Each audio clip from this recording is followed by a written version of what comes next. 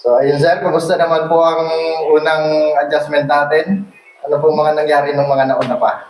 Bali, yung aking tuhod talaga, matagal ng halos 3 taon na iniinda ko. Bali, pabalik-balik na ako sa barko, pero hindi pa nawawala.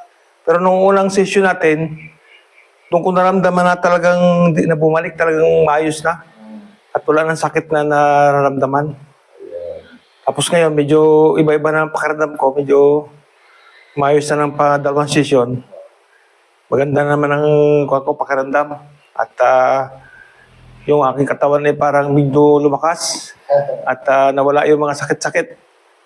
Kaya kay Master Rick talaga, malaking bagay ang adjustment. At napalaking bagay na maitutulong lalo na sa may mga nagkaroon ng mga stroke. At saka yung may mga bali-bali. Ay malaking bagay talaga. So paano po? Maraming salamat. Oo, salamat din sa'yo. Okay. Sige, kuwan.